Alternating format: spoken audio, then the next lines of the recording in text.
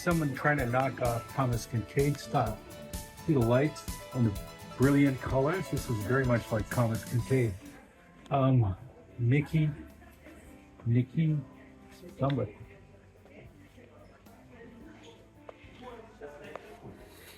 It actually says Thomas Kincaid here, but it's not signed by Thomas Kincaid.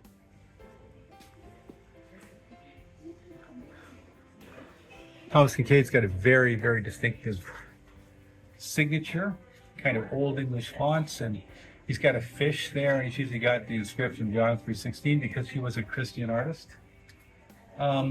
This is not him. This is someone trying to look like him. Print on masonite, just same texture. Nice edition for $75. You know, you see this happen all the time. An artist gets really successful with his style. And Kincaid was incredibly successful at the height of his career. His studio was doing $250 million a year in business. Think about that. He had calendars, he had prints, he had originals, he had some commissions. He'd really built that business out. $250 million is astronomical for a single artist studio. And what happens is other artists see that success and they try to emulate it. And that's what this is. It's an emulation of Thomas Kincaid's success. Don't do it. This is a very well-known local artist. This is Wyland. Has a big gallery over in Laguna Beach, and he's famous for having painted the murals on the side of cruise ships. He painted, last count, well over 100 cruise ships with his work. It's a bit unusual. It's a signed and numbered print. It looks like it was printed on rag paper. And it's an edition. It's 214 and 2000. And it's got his written signature there. $450. For that, if you know Wyland's work, if you like Wyland's work, that's a very good buy, because I've seen a lot of his work go for many, many times that amount of money. Even as a print, it's a good buy? It's a very good buy. It's hand signed by Wyland. Wyland is probably the most well-known marine artist in the world today. He's revered in Japan. And as I said, his main gallery isn't far from here. It's over in Laguna Beach. It's only about an hour's drive away. If you're a Wyland collector, I'd be looking for that. Can't beat it. But again, we're looking for historical work. How much is it? $425.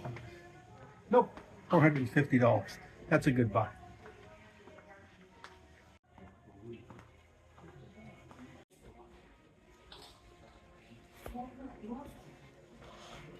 Here's an example of a misattribution.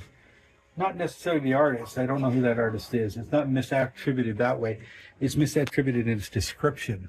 If you look right here, it says charcoal drawing. That's not a charcoal drawing. That's a pastel. And whoever did it was trying to copy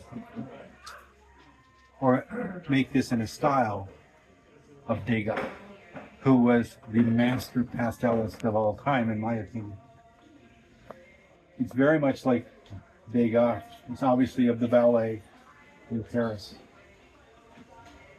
but misattributed. The other thing that's wrong here is, being a pastel, it should be spaced from that glass.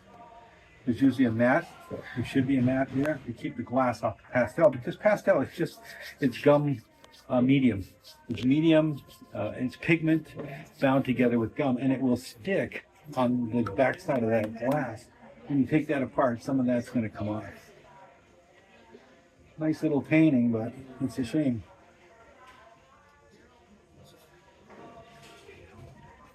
What's a shame?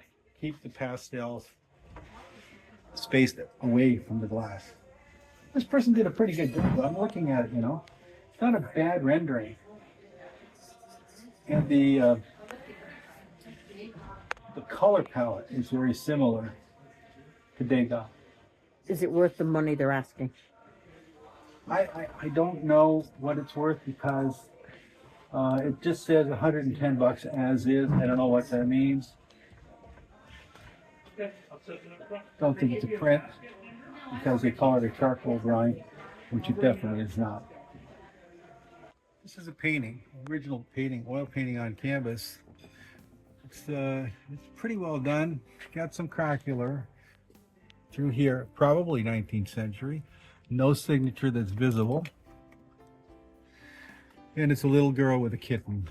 It's probably enough picture, but it's almost a portrait. And in my experience as a dealer, portraits are extremely difficult to sell, except to someone that knows that subject, but competently executed. I think that it happens sometimes. You could go to one of these antique malls and look and look and look and look, and there just isn't anything there right now. That doesn't mean there won't be anything there next week. New items come in all the time, and so it's worth checking on a regular basis. In any case, happy hunting. If you watch this video all the way to the end, you're the person who I wrote my book for, A No-Nonsense Guide to Buying Art. You can find it in the link in the description below. Happy hunting.